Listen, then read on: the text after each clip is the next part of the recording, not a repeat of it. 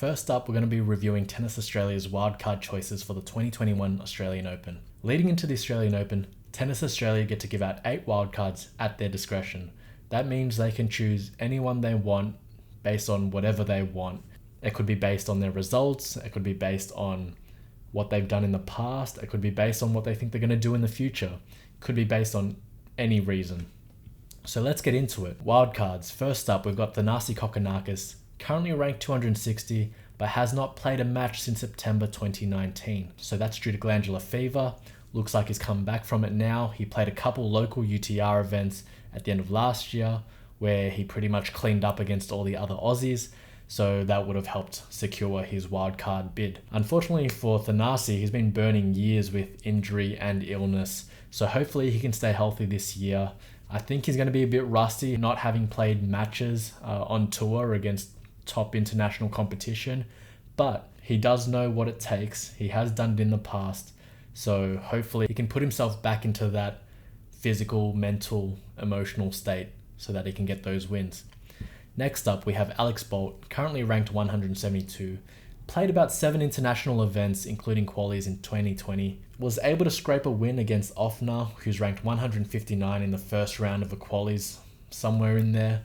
Other than that, I haven't seen him do too much. Next up, we have Alexander Vukic, bit of a new kid on the block, currently ranked 195, but only 24 years old. He's about to head into the main draw of his first Australian Open. His notable wins for last year included beating Laxinen and Vesely. He also beat all the Aussies pretty comfortably in the local UTRs, except for one notable loss to Rinky Hijikata. Next up, we've got Mark Polmans, currently ranked 124. Again, also had a bit of a quiet year in 2020, but still spent the summer playing the UTRs, cleaning up against the Aussies. Again, we'll need to see if he can step up here against some top 100 players. Next up, we got Christopher O'Connell, currently ranked 120. Had some good results last year. He beat Korda, Gia, and Isterman.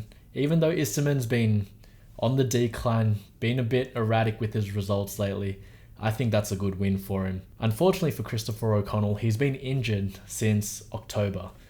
So he hasn't played too much since. I'm expecting a bit of rust. We're going to have to see what he can come up with. Next up, bit of a controversial one in my mind. Sumit Nagal from India. Currently ranked 137. He's age 23. No notable wins in 2020. A lot of qualies and first round losses. I'm not sure how he got his wild card, how TA came along and made the decision of giving him a wild card. I suspect potentially he has some sort of management behind him like IMG, who have a stake in the Australian Open, and therefore they've lobbied for him to have a wild card in. I've seen it done in the past. Sort of the only explanation I can have for Sumit Nagal right now. He hasn't been on my radar at all. Lastly, we have Andy Murray. Andy Murray was given a wild card. He's been coming back from injury and surgery, but as you probably already know, unfortunately, he tested positive for COVID right before he was meant to get on the plane, which meant he had to stay back and do 2 weeks of isolation, get looked after. He would have had to come to Melbourne and do another 2 weeks of hard lockdown after that, and that just wouldn't have worked with the timeline for the Australian Open. So really unfortunate for him, but I guess he's still trying to be competitive on the scene, and that's just unfortunate for him that he's missed out due to the whole COVID situation. But yeah, he is a 5-time Ausso finalist. This bit annoying for him, but I think rest of the year he will get a wild card for the other Grand Slams wherever he wants to go, just based on his legacy and his career that he's had so far. So good for the players that have gotten this wild card. They didn't have to go and play qualies in Doha and quarantine there and back and deal with all the flights and whatnot. They'll also get $100,000 minimum just for playing that first round. But there's a strong likelihood that a chunk of that's going to have to go back to TA or their management or whoever has worked out this wildcard situation for them. More importantly, they'll need to win this to help set up the rest of their year. If they can't break in closer to that top 100, it is unlikely that they're going to play another Grand Slam for the rest of the year, or they're going to have to play qualies, which is tough, especially with this COVID situation. The game's getting more expensive. Cost of being on tour is getting more expensive. And the prize money is decreasing, especially for lower level tournaments.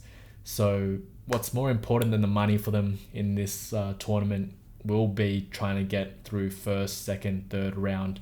The odds are against them though, because coming in, qualies and wildcard players, they're going to have to play a high seed probably, very likely.